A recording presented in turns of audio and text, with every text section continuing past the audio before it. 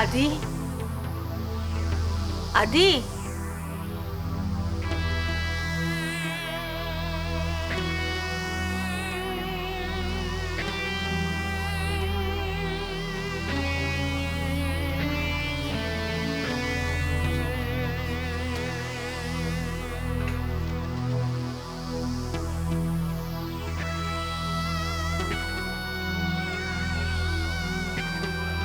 কোথায় গেল ছেলেটা? ঠাকুর মো, আই মো, মো। হ্যাঁ মা। দেখ তো মো, কাকুর ঘরে দাদা আছে না, একটু দেখে আয় তো, ডেকে নিয়ে আয় তো। মা, তোমার শরীর খারাপ লাগছে? না কিছু হয়নি, তুই যা, ডেকে নিয়ে। যাচ্ছি।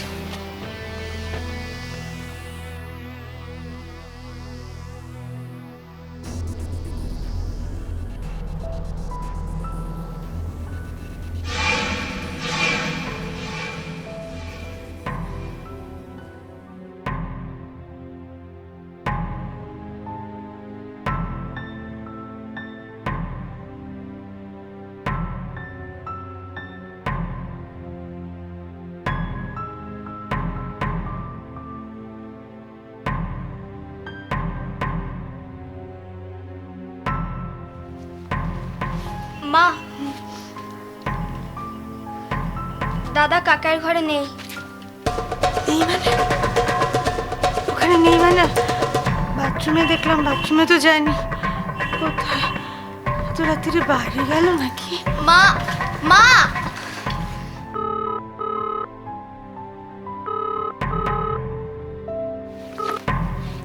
হ্যালো। হ্যাঁ মোম, আমি ইমন্দি। মনি কোথায় রে? ইমন্দি, ইমন্দি দাদাকে পাওয়া যাচ্ছে না। আর জানো বাবা না। আমি সব জানি। আদি আমাদের বাড়িতে আছে, তুই মনিকে ফোনটা একটু দে তো। মা, ইমন্দি। কার? হ্যাঁ মনি, বল মা। আদি আমাদের বাড়িতে আছে, সব ঠিক হয়ে যাবে, তুমি কেঁদো না। আদি কিন্তু টুকলি করেনি মনি, রনি ওকে ফাঁসিয়েছে। কি বললি? মনি, মামা কেন সব সময় এরকম করে? না, আদি খুব কান্নাকাটি করছে রে। না, ঘুমিয়ে পড়েছে ও। কিছু খায়নি ছেলেটা। জানি, ওর যদি ঘুম ভাঙে আমিও কিছু খাইয়ে দেবো, তুমি চিন্তা করো না।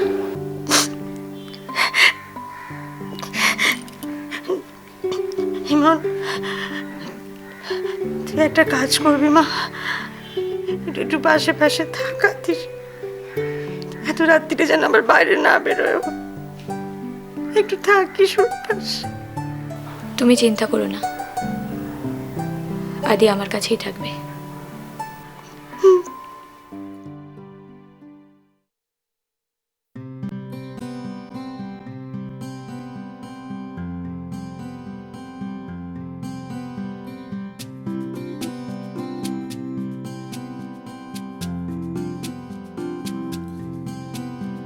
মন গিয়েছে মনের ঘর, রাত্রি খোঁজে স্বয়ম্বর। জলের বুকে চাঁদ ভেঙে যায় অনর্গল। আয়না শহর পরবাস, আঙুল ফাঁকে স্মৃতির ঘাস। অন্য আকাশ উড়াল নীল পাখির দল। দেখো এই আঁচলে টুকরো ঝিনুক খামখেয়াল। এই পকেটে ফুলের শরীর অল্প লাল। শিরশিরিয়ে সুর বয়ে যায় আনমনে। পথ নিয়েছে হঠাৎ বাঁক, এই কুয়াশায় আঁকছে কাকে। সেও কি আমার ভীষণ চেনা চলাত ছল।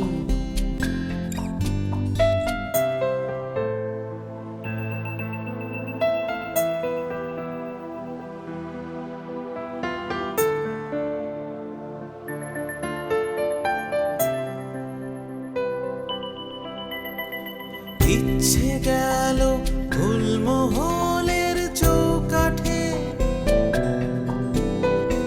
আদর হাটে মন কেমনের পথ ঘাটে, চেনা মেঘের বৃষ্টি এলো স্নানের কিনারায়, সে মুখ ছিল নাগাল ভর, সেই বাতাসে ভেতর ঘরে নরম পালক বিছিয়ে যেত রং রঙিন।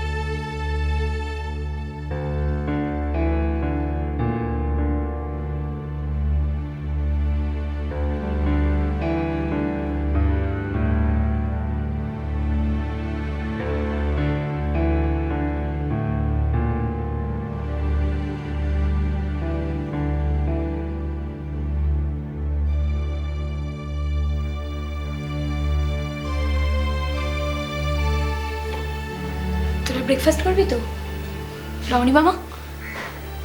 হ্যাঁ, ওই একটা ডিমের অমলেট তৈরি কর। আচ্ছা বাবাই? আমি খেয়ে এসছি, আমিও খেয়ে এসছি। আদি তুই কি খাবি?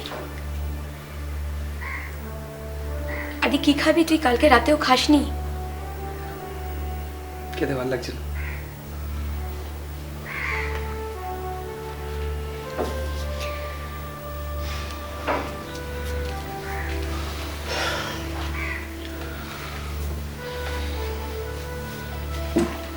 আদি শোন, আমরা জানি তুই এ কাজ করতে পারিস না। অনিমেষ কোনো কারণে তোকে ভুল বুঝেছে।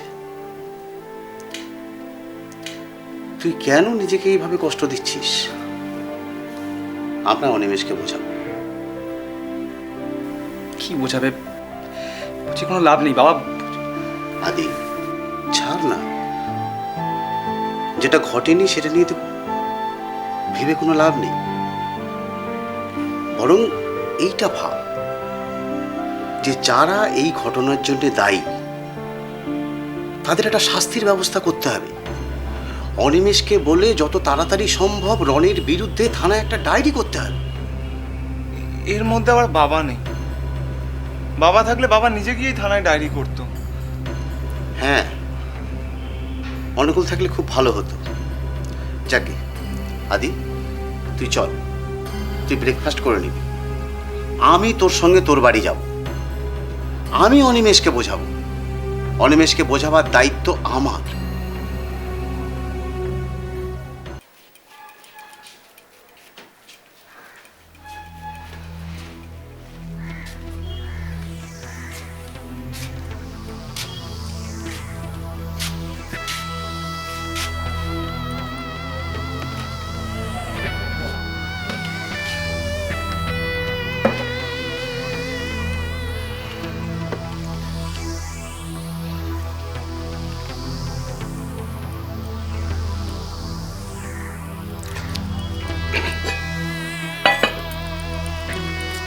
দাদা, দাদা ঘুম থেকে ওঠেনি দাদা? না, ঘুমোচ্ছে। কি যে করে না সত্যি, মানে তোমাদের কথা একবারও ভাবে না। আর আদির কি অবস্থা হলো বাবু? কত চাপ পড়লো ওর ওপর, পরীক্ষা দিচ্ছে। মানে দাদার না কোনো কাণ্ডজ্ঞান নেই। এটা সামান্য সামান্য ব্যাপার নিয়ে দাদা কি কি কি কি দেখছো বলো তো তুমি? তুমি কত বদলে গেছো ঠাকুরপো। বদলে গেছি? কি ব্যাপার, হঠাৎ তুমি এরকম দার্শনিক হয়ে পড়লে কেন? যা বলছি ঠিকই বলছি। তুমি বদলে না গেলে কালকে রাত্রি ওরকম সিন ক্রিয়েট করতে পারতে না। আমার জায়গায় তুমি থাকলে না, তুমি আমার মতোই রাগ করতে। না, করতাম না। তোমার কালকে রাত্রি ওগুলো করার আগে ভাবা উচিত ছিল তোমার দাদা অসুস্থ। তার কানে কথাগুলো গেলে একটা অঘটন ঘটে যেতে পারে। এদিকটা এদিকটা আমি অত ভেবে দেখিনি। আসলে এত রাগ হয়ে গেছিল না, আমি রাগে অন্ধ হয়ে গেছিল। ভাবুনি না, যা যা করেছো খুব ভেবে চিন্তেই করেছো। ভেবে করেছি মানে? কি বলতে চাইছো তুমি? তুমি খুব ভালো করেই জানো আমি কি বলতে চাইছি। না, আমি জানি না তুমি কি বলতে চাইছো। আমি কিচ্ছু বুঝতে পারছি না। কি করে পারবে? যে জেগে ঘুমোয় তাকে তো জাগানো যায় না। আরে কি বলছো কি তুমি? হ্যাঁ, কি বলতে চাইছো? আশ্চর্য! তুমি এমন আমার সাথে কথা বলছো যেন কালকে রাতের ঘটনার জন্য আমিই দায়ী। হ্যাঁ, তুমি দায়ী। তুমি দায়ী। তুমি চিৎকার করে করে কথাগুলো এরকম করে বলছিলে কেন? কিন্তু তোমার দাদার কানে কথাগুলো যায়। তুমি তো ইচ্ছে করলেই কথাগুলো আমার আর আদির মধ্যে রাখতে পারতে। তুমি রাখোনি, তুমি চিৎকার করছিলে। তোমাকে আদি বারবার বলছিল যে কাকা হাসতে হাসতে, তুমি শোনোনি, আরো জোরে চিৎকার করছিলে। মদ খেয়ে এসছিলে, মাতাল হয়ে এসছিলে কেন?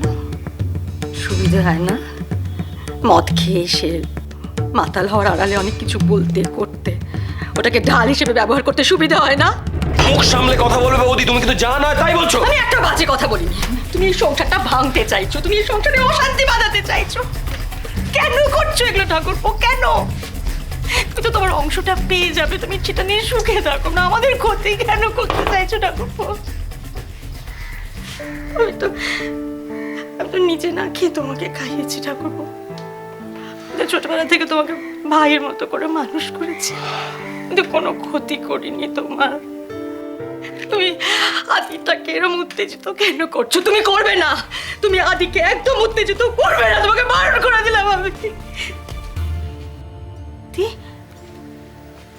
আদি,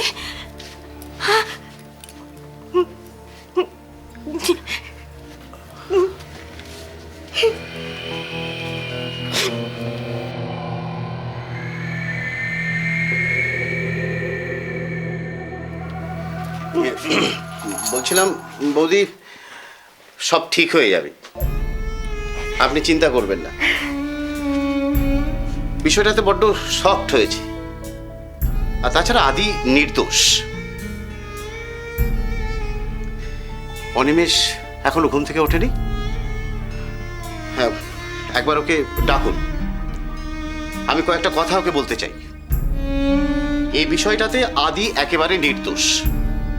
ওকে বিষয়টা বুঝতে হবে বৌদি।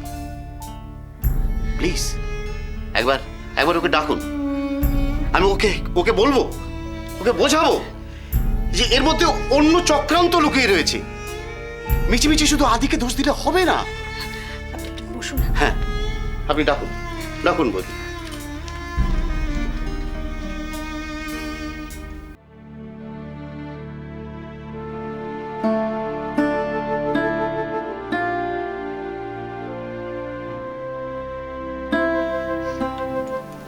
শুনছো?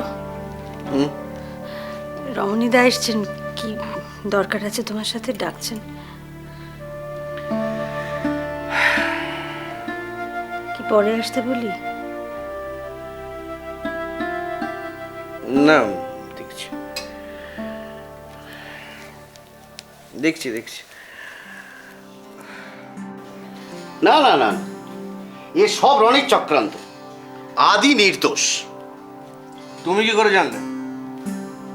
দেখো, আদি তোমার ছেলে হতে পারে, কিন্তু সে আমারও কিছু কম নয়। আমি খোঁজ খবর নিয়ে জেনেছি। আর তাছাড়া বাবাই তো আদির পাশে বসে পরীক্ষা দিচ্ছিল। একবার বাবাইকে জিজ্ঞেস করে দেখো না। ওই রনি রনি প্ল্যান করে আদির নোটের জেরক্স সংগ্রহ করেছে আদিকে ফাঁসাবে বলে। শুনলে তুমি? শুনতে পারলে? তুমি কি করতে চাইছিলে? বৌদি বৌদি, কাঁদবেন না, কাঁদবেন না। যা হবার তা তো হয়ে গেছে। মা কালী যে বিশেষ কিছু ঘটাননি, এইটিই যথেষ্ট। আপনি জানেন না, এই লোকটা নিজের দোষে সমস্ত কিছু নষ্ট করে দিচ্ছে। বুঝতে পারছি, বুঝতে পারছি বৌদি, কিন্তু কি করবেন বলুন? একটা ছেলে যখন পরীক্ষার হলে গিয়ে টুকলি করতে গিয়ে ধরা পড়ে, তখন বাবার এই খবর শোনার পর মাথা ঠিক থাকতে পারে না। আচ্ছা, এটা বলছে তো চিৎকার করে, বারবার তো বলছে যে আমি নির্দোষ। আমি যাচাই করে দেখবেন না ছেলেটা কি করেছে না করেছে, দেখবেন একবার। হ্যাঁ, বুঝতে পারছি, তা হয়তো উচিত ছিল, কিন্তু প্লিজ বৌদি, আর মরার উপর খানা ঘা আপনি দেবেন না। বরং বরং ভাবুন যে এখন কি করা যায়। বুঝলে বুঝলে অনিমেষ, আমি ভাবছি যে ইমিডিয়েট রনির এগেনস্টে একটা থানায় আমরা ডায়েরি করি।